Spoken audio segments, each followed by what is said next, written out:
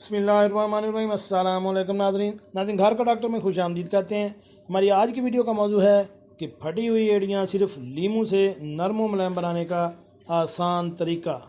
और कौन सा तरीका है उसके बारे में अभी हम आपको तफसील से बताते हैं। तो वीडियो को शुरू करते हैं।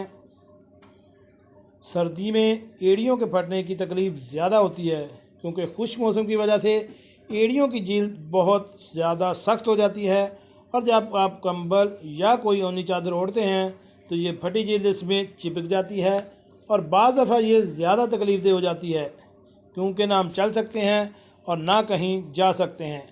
ऐसा लगता है जैसे कांटे चुभ रहे हों।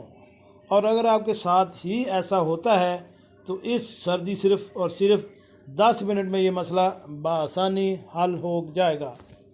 तो एक टब में पानी लें, इसको जोश दें। जैसे ही पानी में उबाल आ जाए आप इसमें लीमू का रस 1 से 2 चमचे शामिल कर दें और नीम गर्म होने पर इसमें पाँव डुबोकर 10 मिनट के लिए बैठ जाएं।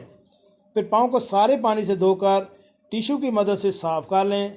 अब थोड़ी सी वैज़लीन एड़ियों में लगाएं और जुराबें पहन लें। इस तरीक़े से आपकी एड़ियों की फटी हुई जिल्द भी सही हो जाएगी और सख्त जिल्द भी नरम व मुलायम रहेगी।